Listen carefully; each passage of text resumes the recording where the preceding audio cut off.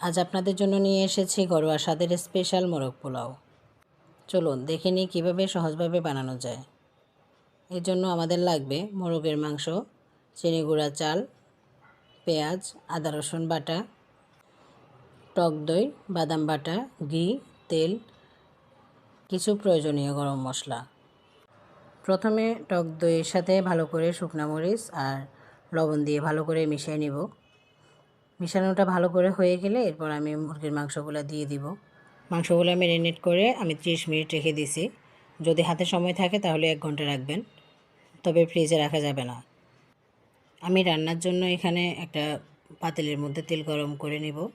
তেলের সাথে একটু ঘি দিয়ে দিব। তেল আর ঘিটা গরম হয়ে আসলে আমি পেঁয়াজ কুচি দিয়ে পেঁয়াজটা বেরেস্তা করে নেব। বেরেস্তা কালার হয়ে আসলে অল্প একটু লাল হয়ে আসলে তখন তুলে নিতে হবে, কারণ পেঁয়াজ যদি একটু বেশি লাল হয়ে যায় পরে পুড়ে যায়, এটা তিতে হয়ে যায়, বেরেস্তার টেস্টটাই নষ্ট হয়ে যায়। আমি বেরেস্তা যেভাবে করতেছি আপনারাও দেখে ওইভাবে করে নেবেন, কারণ বেরেস্তাটা যদি একটু বেশি লাল করে চুলার উপরে তাহলে বেরেস্তাটা একদম পুড়ে যায়।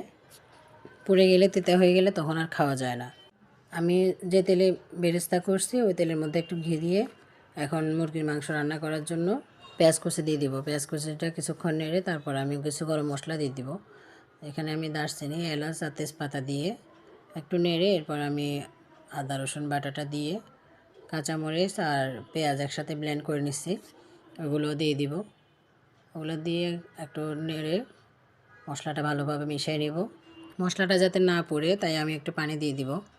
পানিটা আপনাদের কাছে গোলা মনে হতে পারে, এটা আমি পেঁয়াজ আর কাঁচামরিচ যে ব্লেন্ড করছি ওই ব্লেন্ডারটা ধুয়ে এরপরে পানিটা দিয়ে দিচ্ছি। এখানে জিরা গুঁড়া আর শুকনো মরিচের গুঁড়াটা দিয়ে ভালো করে মশলার সাথে মিশিয়ে নেব। সব মশলাই একটার পর একটা ধাপে ধাপে দিতে হবে, সব মশলা একসাথে দেওয়া যাবে না।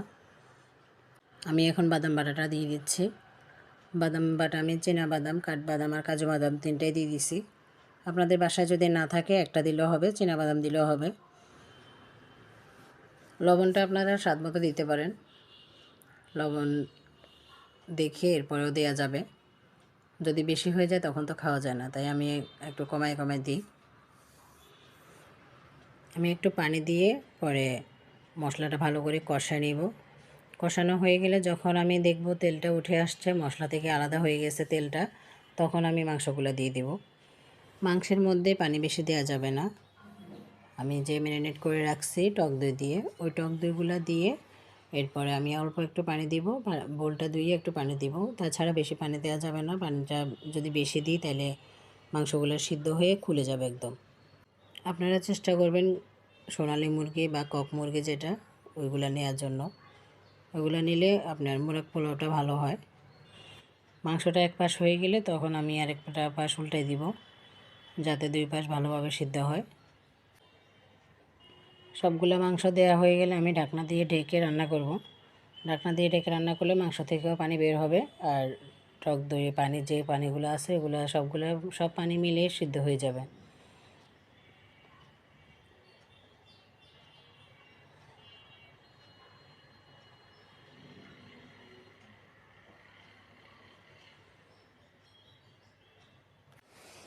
কিছুক্ষণ পর আবার উল্টে দিব, কারণ হচ্ছে 2 পাশ সমানভাবে যাতে সিদ্ধ হয় ওটাও দেখতে হবে।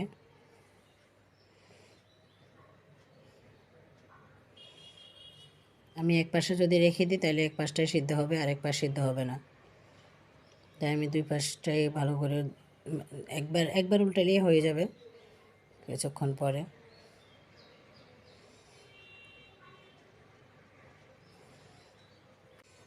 আমি কিছু আলু বোখারা দিয়ে দিচ্ছি এখানে, কিছু কাঁচামরিচ,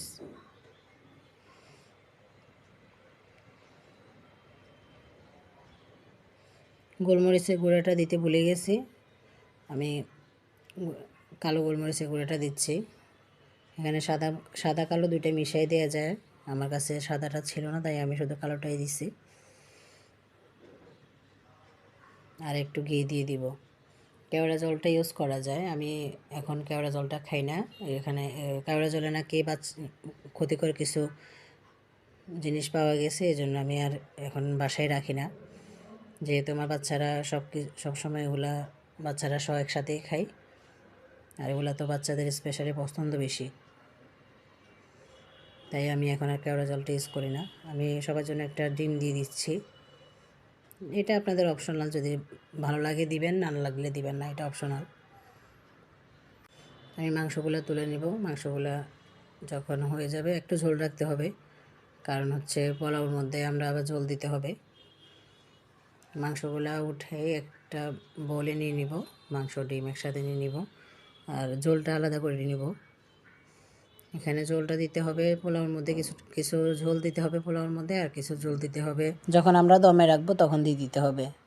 অর্ধেকটা পোলাওর মধ্যে দিয়ে দিলে আর অর্ধেকটা হচ্ছে আমরা দমে যখন রাখবো তখন মাংসের উপরে দিয়ে দিতে হবে।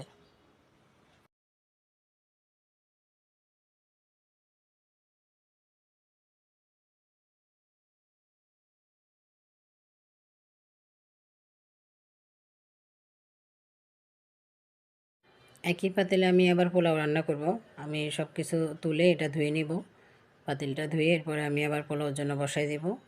পাতিলের মধ্যে তেল আর ঘি গরম করে আমি পেঁয়াজ কষে দিয়ে দিব। পেঁয়াজ কষেটা কিছুক্ষণ ভাজা হয়ে গেলে আমি কিছু গরম মশলা দিয়ে দিব। এখানে আমি খুবই দুঃখিত, এখানে গরম মশলাগুলো যখন দিয়েছি তখন আমার ভিডিওটা করা হয়নি। গরম মশলাগুলোর মধ্যে হচ্ছে দারচিনি, এলাচ, তেজপাতা, একটা বড় এলাচ, আর শাহি জিরা। শাহি জিরাটা আপনাদেরকে দিতে হবে, এটা স্কিপ করা যাবে না। আমি কিছু কাঁচামরিচ দিয়ে দিচ্ছি, পরিমাণ মতো লবণ, কিছু গোলমরিচের গুঁড়া। গোলমরিচটা আমি আস্ত দেব না, এভাবে গুঁড়া করে দিচ্ছি, কারণ হচ্ছে গোলমরিচটা আস্ত দিলে দাঁতের নিচে পড়ে, তখন ভালো লাগে না, তাই আমি গুঁড়া করে দিচ্ছি। যদি আপনাদের ইচ্ছা হয় তাহলে আপনারা তেলের মধ্যে যে মশলাটা দিয়েছেন তখন দিয়ে দিতে পারেন। আর কিছু কিশমিশ কুচি করে নিয়ে এরপরে দিয়ে দিছি, এটাও অপশনাল, এটা যদি আপনাদের ভালো লাগে দিবেন, তা না হলে দেওয়ার দরকার নাই। আমি সব কিছু দিয়ে একদম ভালো করে চালটা ভেজে নিয়েছি। চালটা ভাজাটাই হচ্ছে মেন। চাল ভাজার যদি কোনো চালের মধ্যে যদি কোনো পানি থাকে তাহলে চালটা রান্নার পরে ঝরঝরা কম হয়। যারা পুরান রাঁধুনি আছেন তাদের জন্য এ কথাটা, চাল যখন পানি থেকে একদম আলাদা হয়ে যাবে, একটা একটা চাল হয়ে যাবে, তখন হচ্ছে পানি দিবেন, তাহলে চালগুলা পোলাওগুলা ঝরঝরা হয়। পানির পরিমাণটা যদি আপনারা না বুঝেন, পানির পরিমাণটা হচ্ছে 2 পট যদি চাল দেন তাহলে 4 পট পানি দিতে হবে আপনাকে, আর 4 পট যদি চাল দেন তাহলে 8 পট পানি দিতে হবে। 8 পট পানির মধ্যে আমি 1 পট দুধ দিব, আর 7 পট হচ্ছে পানি দিয়ে দিছি, আর একটু দুধ পাউডার দিয়ে দিছি। পোলাওগুলো রান্না করার সময় আমি যে ঝোলটা উঠে রাখছি মুরগির মাংস থেকে, ওইখান থেকে অর্ধেক ঝোল পোলাওর মধ্যে দিয়ে দিতে হবে। পোলাওগুলো রান্না হয়ে গেলে আমি অর্ধেক পোলাও উঠে নিব, আর অর্ধেক পোলাও এখানে পাতিলের মধ্যে থাকবে। পাতিলের মধ্যে আমি পোলাওগুলোর উপরে আমি মাংসগুলো দিয়ে এরপর আমি কিশমিশ কুচি, বাদাম কুচি, পেঁয়াজ বেরেস্তা দিয়ে দিব। সব কিছু দিয়ে আমি মুরগির মাংসের ঝোলটা আমি মুরগির মাংসের উপরে দেওয়ার কথা ছিল, এটা আপনারা ওইভাবে দিয়ে দিবেন। আমার একটু ভুল হয়ে গেছে, এখানে আমি মাংসের ঝোলটা পরে দিয়ে দিয়েছি, তবে স্বাদে কোনো ভিন্নতা আসে নাই। আমার ভুলের কারণে আমি পরে দিচ্ছি, তাছাড়া আগে দিয়ে দিতে হবে, মাংসের উপরে দিয়ে দিলে হবে। যে পোলাওটা আমি উঠে রাখছি ওই পোলাওগুলো আবার এখন মাংসের উপরে দিয়ে দিচ্ছে, দিয়ে আমি এখানে ঘি দিয়ে দিব। ঘি দিয়ে আমি দমে দিয়ে দিব 20 মিনিটের মতো আমি দমে রেখে এরপর আমি ঢাকনাটা তুলে পরিবেশন করে নেব। একদম পারফেক্ট মোরগ পোলাও হয়েছে। পোলাওগুলো একদম ঝরঝরা হয়েছে।